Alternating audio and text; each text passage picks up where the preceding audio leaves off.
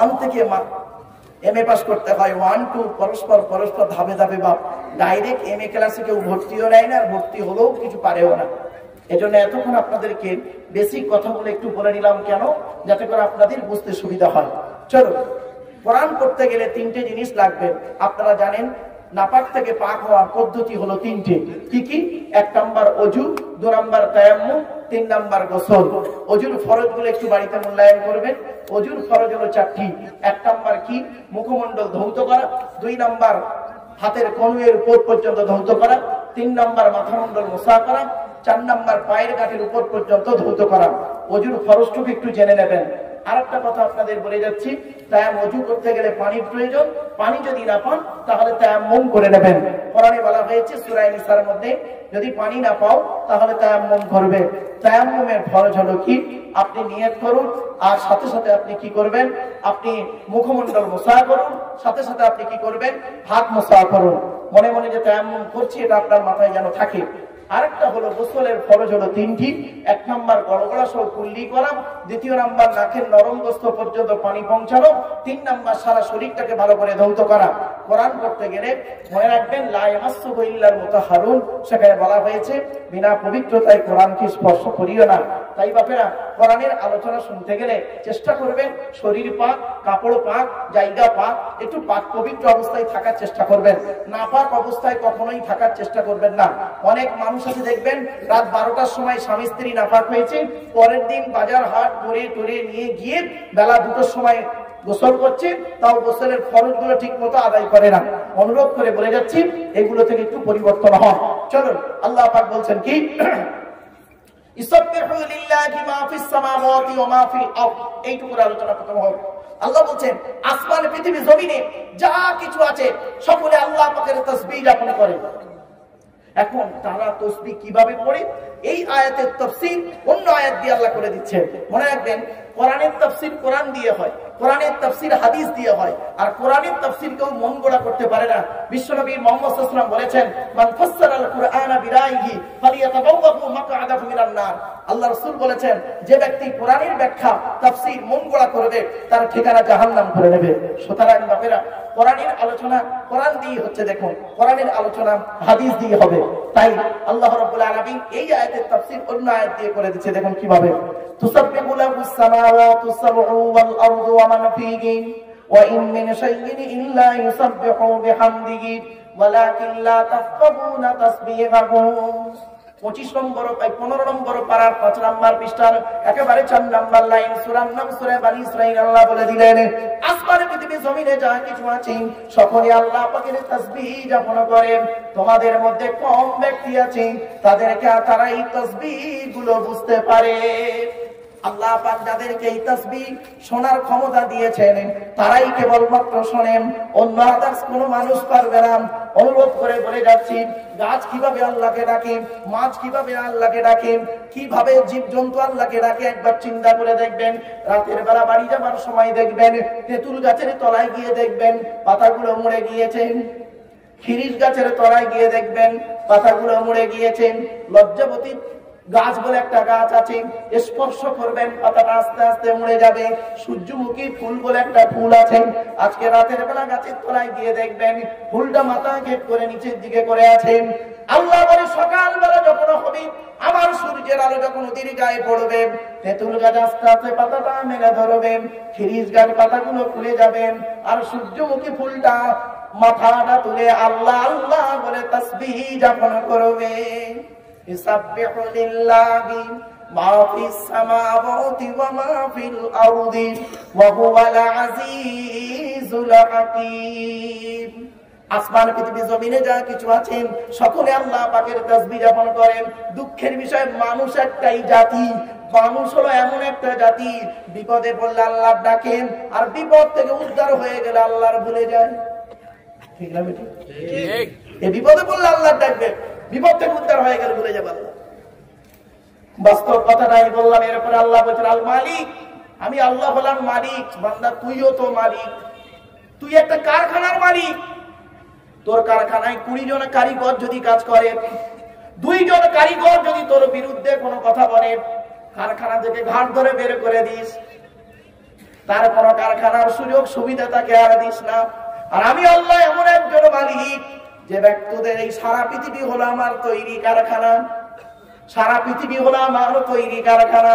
এই পৃথিবীতে কত মানুষ আমাকে আল্লাহ বলে ডাকিস, কত মানুষ আমার সঙ্গে শিরক করে বসে থাকিস, কত মানুষ আল্লাহকে আল্লাহ বলে মানিস না।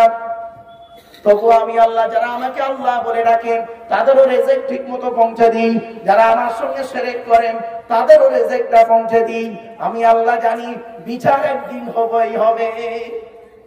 বাড়ি থেকে ভাববেন আমরা বাড়িতে সেফটির জন্য কি করি, সিসি ক্যামেরা লাগাই, তাই না ভাই? বলুন না জি।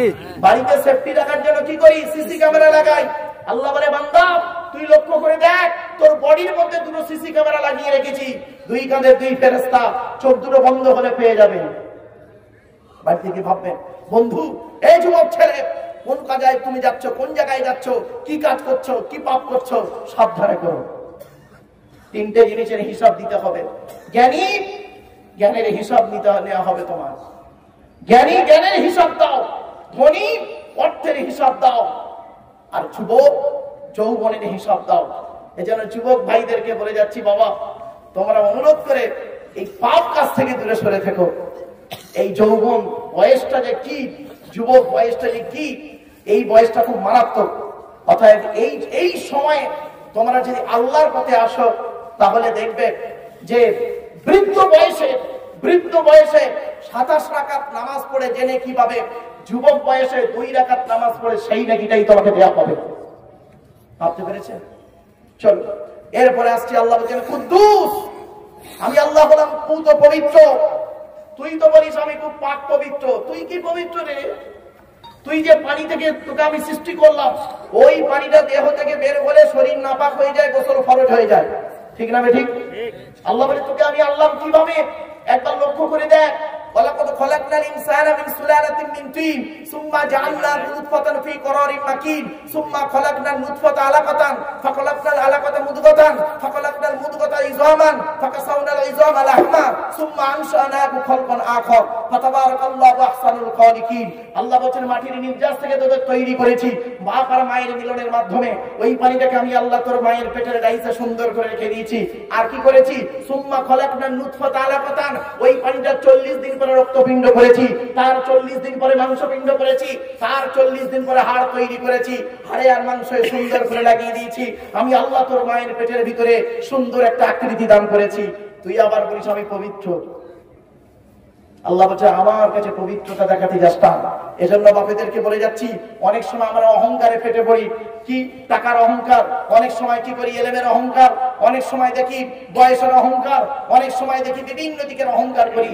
আল্লাহ নিজেই বলছেন ওয়ালা তুসাইর খাদ্দাকা লিন-নাসি ওয়ালা তামশি ফিল আরদি মারহা ইন্নাল্লাহা লা ইউহিব্বু কুল্লা মুখতালিন ফাখুর। আল্লাহ পাক পবিত্র কোরআনের 21 নম্বর পারার 11 নম্বর পৃষ্ঠা 14 নম্বর লাইন সূরার নাম সূরা লোকমানে আল্লাহ বলে দিলেন, এই পৃথিবীতে কোনোদিন অহংকার করে চলাফেরা করিস না। আমি আল্লাহ কোনোদিন কোনো অহংকারকারীকে ভালোবাসি না। এরপরে আল্লাহ বলেন আমি আল্লাহ হলাম পরাক্রমশালী, ক্ষমতাবান। তুই কি ক্ষমতা দেখাস? তোর ক্ষমতা কয়েক দিনের জন্য, কয়েক মিনিটের জন্য ক্ষমতা। আর আমি আল্লাহ হলাম তোকে আমি তৈরি করেছি ওয়াকানাল ইনসানু আজুলা। শুধু তাই নয়, অখুলিকাল ইনসানু দাঈফা, আমি আল্লাহ মানব জাতিকে তৈরি করেছি দুর্বল করে। আজ আমরা কি করেছি? ছুটিছি কার পিছনে? একবারও ভাবিনি। এরপরে আল্লাহ বলছেন আল হাকিম, আমি আল্লাহ হলাম বিচারক। বান্দা তুই বিচার করিস, আমি আল্লাহ বিচার করি, কিন্তু তোর বিচার আর আমার বিচার চুলচেরা বিচার। এজন্য বাপেদের বলে যাচ্ছি, আমি ওই 10টা হারাম জিনিসের ভিতরে একটা কথা বলেছিলাম, ন্যায্য কথা বলার কথা। এখানেই আপনাদের বলে যাচ্ছি, মনে রাখবেন এই পৃথিবীতে যতদিন বেঁচে থাকবেন ন্যায় কথা যদি বলতে পারেন ভালো, অন্যায় কথা থেকে দূরে সরে থাকুন। আর ন্যায্য বিচার যদি করতে পারেন, ন্যায় বিচার যদি করতে পারেন, তাহলে বিচারটা করবেন, নইলে সরে থাকার চেষ্টা করবেন। এটাই হবে উত্তম কাজ। চলো, তাই আল্লাহ পাক বললেন আসমান পৃথিবী জমিনে যা কিছু আছে সকলে আল্লাহ পাকের তাসবিহ যাপন করে। আর আমি আল্লাহ হলাম মালিক, আমি আল্লাহ হলাম কুদ্দুস, আমি আল্লাহ হলাম আজিজ, আমি আল্লাহ হলাম হাকিম। একটা আয়াতের সংক্ষিপ্ত ব্যাখ্যা হলো পরের আয়াত। এরপরে এখানে আল্লাহর আলোচনা শেষ করলাম, এবার আসছি নবীর আলোচনা আসছে। পরের আয়াত আল্লাহ বলছেন হুয়াল্লাযী বা'আসা ফিল উম্মিয়িনা রাসূলাম মিনহুম ইয়াতলু আলাইহিম আয়াতিহি ওয়া ইউযাক্কিহিম ওয়া ইউআল্লিমুহুমুল কিতাবা ওয়াল হিকমা ওয়া ইন কানু মিন ক্বাবলু লাফি দালালিম মুবিন। আল্লাহ বলেন, সেই আল্লাহর গুণগান গাইবি বান্দা তোরা। হুয়াল্লাযী বা'সা ফিল উম্মিয়িনা, নিরক্ষরদের ভিতর থেকে একজন রাসূল প্রেরণ করেছেন। সেই রাসূল কি করেছেন? ইয়াতুলু আলাইহিম আয়াতিহি, আল্লাহ পাকের কোরআনের আয়াতগুলো তেলাওয়াত করে শুনিয়েছেন। 2 নাম্বার হলো ওয়াইযাক্কিহিম, সেই রাসূল তোমাদের কি করেছে? তাদেরকে কি করেছে? পবিত্র করেছে। পবিত্র হলো 2 রকমের, একটা হলো বাহ্যিক পবিত্রতা, একটা হলো অভ্যন্তরীণ পবিত্রতা। মনে রাখবেন, বাহ্যিক পবিত্রতা হতে গেলে আমাদের কি কি জিনিস? ওযু, গোসল, তায়াম্মুম। কিন্তু অন্তরের পবিত্রতা হলো সবথেকে বড় জিনিস। ঠিক না ঠিক? অন্তরটাকে পরিষ্কার করো। এজন্য আপনাদের আমি অনুরোধ করে বলে যাচ্ছি, আলা ইন্না ফিল জাসাদি মুদগাতান ইদা সালাহাত সালাহাল জাসাদু কুল্লুহু ওয়া ইদা ফাসাদাত ফাসাদাল জাসাদু কুল্লুহু আলা ওয়াহিয়াল কলব। রাসূল বললেন, মনে রাখো, মানব দেহের মধ্যে একটা মাংসপিণ্ড আছে। ওই মাংসপিণ্ড যখন ভালো থাকে, সারা শরীরটা তখন ভালো থাকে। আর ওই মাংসপিণ্ড যখন খারাপ হয়ে যায়, সারা শরীরটা তখন খারাপ হয়ে যায়। ওই মাংসপিণ্ডটার নাম হলো অন্তর। অন্তরটাকে পরিষ্কার করুন। এর সঙ্গে আরেকটা হাদিস আসছে, ইন্নাল্লাহা লা ইয়ানজুরু ইলা সুওয়ারিকুম ওয়ালা ইলা আমালিকুম ওয়ালাকিন ইয়ানজুরু ইলা কুলুবিকুম ওয়া নিয়াতিকুম। সেখানে বলা হয়েছে কি, আল্লাহ পাক তোমাদের বাহ্যিক আকৃতি দেখে না, কে লম্বা, কে বেটে, কে কালো, কে ফর্সা, এটা আল্লাহ দেখে না। ওয়ালা ইলা আমালিকুম, আল্লাহ পাক তোমাদের আমলগুলো দেখে না। আল্লাহ পাক কি দেখে? ওয়ালাকিন ইয়ানজুরু ইলা কুলুবিকুম ওয়া নিয়াতিকুম, আল্লাহ পাক তোমাদের অন্তরটা দেখে আর তোমাদের নিয়তটা দেখে, উদ্দেশ্যটা দেখে। তাই বাপেদেরকে আমি অনুরোধ করে বলে যাচ্ছি, সেই রাসূল করেছেন কি? আমাদেরকে 2 দিকের পবিত্রতা করেছে, 2 দিকের পবিত্র করেছে। একবার বাহ্যিক, অভ্যন্তরীণ। অন্তরটাকে পরিষ্কার রাখুন। এজন্য আপনাদের অনুরোধ করে বলে যাচ্ছি। এরপর আল্লাহ পাক বলেন, ওয়া ইউযাক্কিহিম ওয়া ইউআল্লিমুহুমুল কিতাবা ওয়াল হিকমা, আর সেই নবী তোমাদেরকে কিতাবের শিক্ষা দিয়েছে, কিতাবের শিক্ষা দিয়েছে। আরো কি দিয়েছে? ওয়াল হিকমা, হাদিসের শিক্ষা দিয়েছে, জ্ঞান বিজ্ঞানের শিক্ষা দিয়েছে। বিশ্বনবী মুহাম্মদ সাল্লাল্লাহু আলাইহি সাল্লামকে নিয়ে আজকে সারা পৃথিবী গবেষণা করছে। আজ আমরা সেই মুহাম্মদ সাল্লাল্লাহু আলাইহি সাল্লামকে নিয়ে কোনদিন গবেষণা করলাম না, তার হাদিসগুলো বাস্তবায়ন করলাম না, আমরা করলাম কি? অন্য পথে চললাম। এজন্য আপনাদের আমি অনুরোধ করে বলে যাচ্ছি, ইবাদত কাকে বলে? ছোট্ট একটা কথা এখানে আসছে, ইবাদত কাকে বলে? শুনে রেখে যান, অন্তত এই কথাটা শুনে বাড়ি যাবেন। ইবাদত কাকে বলে? যে কাজের শুরু হবে আল্লাহর নাম, শেষ হবে আল্লাহর নাম। কি বললাম বাবা? যে কাজে শুরু হবে আল্লাহর নাম, শুরু হবে কার নামে? আল্লাহর নামে, আল্লাহর নামে। শেষ হবে আল্লাহর নামে, আল্লাহর নামে। নবীর তরিকায় কাজটা হবে, নবীর তরিকায় কাজটা হবে, অন্য কারো তরিকায় নয়, নবীর তরিকায় কাজটা হবে। তাহলে সেই কাজটাকে বলা হয় ইবাদত। আবার বলছি, যে কাজের শুরু হবে আল্লাহর নাম, শেষ হবে আল্লাহর নাম, নবীর তরিকায় কাজটা হবে, টোটাল কাজটা ইবাদত বলে গণ্য হবে। এজন্য আপনি এখান থেকে আপনি বাড়ি থেকে দেখবেন কোন জিনিসটা ইবাদত আর কোনটা ইবাদত নয়। আপনি বাড়ি থেকে ভাববেন যে ইবাদত কি? যে কাজের শুরু হবে আল্লাহর নাম, খাওয়ার শুরু হবে আল্লাহর নাম, খাওয়ার শেষ হবে আল্লাহর নাম। নবী যেভাবে খেয়েছেন সেইভাবে আপনাকে খেতে হবে। আপনি ঘুমাবেন, ঘুমানোর শুরু হবে আল্লাহর নাম, ঘুম থেকে উঠে বলবেন আল্লাহর নাম। কেমন ভাবে ঘুমাবেন? মুহাম্মদ সাল্লাল্লাহু আলাইহি সাল্লাম যেভাবে ঘুমিয়েছেন সেইভাবে আপনাকে ঘুমাতে হবে। ব্যবসার শুরু হবে আল্লাহর নাম, ব্যবসার শেষ হবে আল্লাহর নাম। কেমন ভাবে ব্যবসা করবেন? মুহাম্মদ সাল্লাল্লাহু আলাইহি সাল্লাম যেভাবে ব্যবসা করতে বলেছেন, যেভাবে করেছেন সেইভাবে ব্যবসা করুন। শুধু তাই নয়, জলসা শুরু হবে আল্লাহর নাম, জলসা শেষ হবে আল্লাহর নাম। কিভাবে? কার তরিকায় হবে? নবীর তরিকায় জলসাটা হবে। মুহাম্মদ সাল্লাল্লাহু আলাইহি ওয়াসাল্লাম কিভাবে জলসা করতেন শুনে নিন। বুখারীর হাদিস, আব্দুল্লাহ ইবনে মাসউদ রাদিয়াল্লাহু তাআলা আনহু থেকে হাদিসটা রওয়ায়াত। আল্লাহর নবী মুহাম্মদ সাল্লাল্লাহু আলাইহি সাল্লাম তিনি করতেন কি? বৃহস্পতিবার দিনগত রাতে এশার নামাজের পরে সাহাবীদেরকে নিয়ে ওয়াজ করে শোনাতেন। নবীজির ওয়াজ কেমন ছিল? টু দি পয়েন্টের উপরে নবীজির ওয়াজ ছিলেন। নবীজি টুকটুক টুকটুক করে মানুষকে বুঝিয়ে বুঝিয়ে বুঝিয়ে বুঝিয়ে কথাগুলো বলতেন। আর যে মানুষ বুঝতে পারতো না তিনি বলতেন, যেটা আমি বুঝতে পারলাম না দয়া করে একটু খুলে বলবেন। বিশ্বনবী মুহাম্মদ সাল্লাল্লাহু আলাইহি সাল্লাম তিনি করতেন কি, সুন্দর করে তাকে বুঝিয়ে দিয়ে বলতেন, তুমি এবার বুঝতে পেরেছো? তারপরে যখন ওই ব্যক্তিটি বলতো জি হ্যাঁ বুঝতে পেরেছি, তখন নবীজি অন্য আলোচনায় যেতেন। এটা হলো নবীজির ওয়াজ। তাই বাপেরা, অনুরোধ করে বলে যাচ্ছি, এই কোরআনের মাহফিল, হাদিসের মাহফিল, আপনারা 2 দিন ব্যাপী মাহফিলে অনেক সময় দিয়েছেন, অনেক অর্থ দিয়েছেন। আপনাদের কাছে আমি তেমন কিছু চাইবো না, ভয় নেই, টেনশন নেবেন না। চলুন অন্তত সূরাটি আলোচনা শুনে যান। অন্তত চাঁদা দিতে হবে না আপনাদের বাবা, অত টেনশন নেই। অন্তত সূরাটির আলোচনা শুনে যান শুরু থেকে শেষ পর্যন্ত। আর আল্লাহর দরবারে কিয়ামতের মাঠে যেন এটাই বলতে পারেন, আল্লাহ ইসলামপুর মার কাছে গিয়ে একটা সূরা জুমার, কোরআনের 62 নম্বর সূরা জুমা মদিনায় নাযিল হয়েছিল, 11টা আয়াত বিশিষ্ট সূরা। ওই সূরাটির শুরু থেকে শেষ পর্যন্ত সংক্ষিপ্ত আলোচনা শুনেছিলাম আল্লাহ। এটাই যেন আল্লাহর দরবারে বলতে পারেন, আর সেই মোতাবেক যেন আমরা আমল করতে পারি। চলুন এরপর আল্লাহ রাব্বুল আলামিন বলছেন, ওয়াআখরিনা মিনহুম লাম্মা ইয়ালহাকু বিহিম ওয়া হুয়াল আজিজুল হাকীম। আল্লাহ পাক বলছেন, এই নবী এসেছে কাদের জন্য? আরো অন্য লোকদের জন্য এসেছে যারা এখনো পর্যন্ত তাদের সঙ্গে সাক্ষাৎ করেনি। ওয়াআখরিনা মিনহুম লাম্মা ইয়ালহাকু বিহিম ওয়া হুয়াল আজিজুল হাকীম। আল্লাহ বলেন পরাক্রমশালী, প্রজ্ঞাময়। এরপরে আল্লাহ রাব্বুল আলামিন বলছেন, এই দয়া, এই ভালোবাসা, এই রহমত, এই করুণা আল্লাহ যাকে তাকে দেয় না।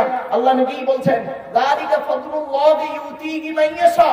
আল্লাহ যাকে চায়, যাকে ভালোবাসে, তাকে আল্লাহ পাক এই করুণা দান করেন। আজকের আপনারা এই জলসার মাহফিলে বসেছেন, আল্লাহ আপনাকে চেয়েছেন এখানে বসবেন, কোরআনের আলোচনা শুনবেন, কিছু আমল করবেন। এটাই আল্লাহ চেয়েছেন, তাই আপনারা এখানে বসে আছেন। নইলে সন্ধ্যাবেলা এসেছিল বহু মানুষ, সকলেই প্রায় চলে গেল, আপনারা এতগুলো মানুষ তবু বসে আছেন, আলহামদুলিল্লাহ। এরপরে আল্লাহ পাক বলছেন, ওয়াল্লাহু যুল ফাদলিল আযীম। আল্লাহ বলেন সবথেকে বড় করুণাময়, দয়ালু, দয়াবান। তিনি রহমত বর্ষণ করেন তাদের উপরে যাকে তিনি ইচ্ছা করেন। এরপরে আল্লাহ রাব্বুল আলামিন বলছেন, শুনে নিন, ইহুদিদের হেদায়েতের জন্য আল্লাহ রাব্বুল আলামিন তাওরাত কিতাব পাঠিয়েছিলেন মুসা নবীর উপরে। তো মুসা নবী তাওরাত কিতাব তাদেরকে পাঠ করে শোনালেন। তারা কি করলো? শুনলো, কিন্তু তারা আমল করলো না। আল্লাহ বলছেন তাদের অবস্থা কিরকম জানো? কামাসালিল হিমার, গাধার মতো অবস্থা। গাধা কি করে? ইয়াহমিলু আসফারা, বড় বড় কিতাব বইতে পারে, কিন্তু কিছুর ভিতরে কি আছে জানে না। তো আজকের অবস্থা আমাদের হয়ে গেছে কিরকম জানেন? ঠিক ওই রকম। প্রত্যেকের বাড়িতে কম বেশি কোরআন আছে, প্রত্যেকের বাড়িতে কম বেশি কোরআন আছে, কিন্তু আমরা কোরআনটাকে পড়লাম না, আর যদিও একটু শুনলাম, আমল করলাম না।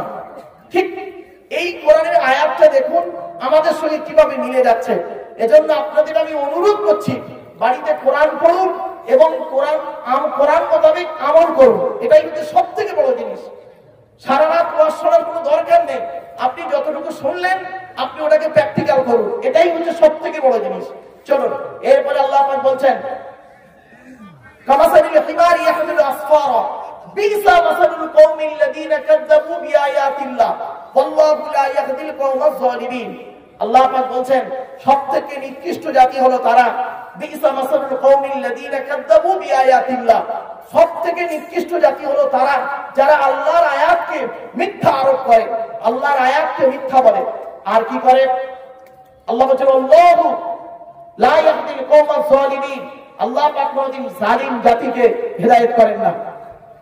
ছোট্ট একটা কথা আপনাদের শুনিয়ে দিচ্ছি, শুনে নিন। ইহুদিদের এখনো ধারণা, ইহুদিদের ধারণা হলো, ইহুদিরা এখনো লোককে বলে কি জানেন?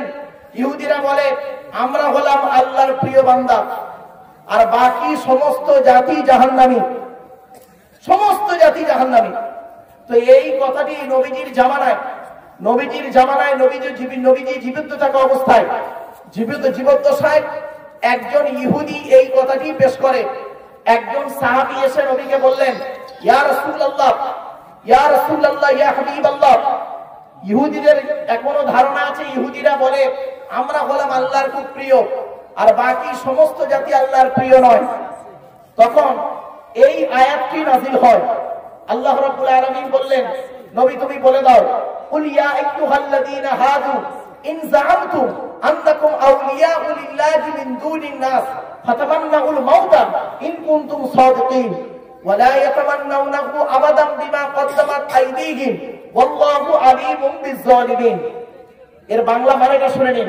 আল্লাহ পাক বলেন, কুল, নবী তুমি বলো, ইয়া আইয়ুহাল্লাযীনা হাদু, হে ইহুদি, ইন যাআমতুম, তোমরা ধারণা করো, আন্নাকুম আউলিয়াউ লিল্লাহ, আমরা হলাম আল্লাহর খুব প্রিয়, মিন দুনিন নাস, বাকি মানুষগুলো আল্লাহর প্রিয় নয়। তাহলে এক কাজ করো, ফাতামান্নাউল মাউতা ইন কুনতুম সাদিকিন, তোমরা যদি সত্য কথা বলে থাকো, এই কথার উপরে যদি সত্য মনে করো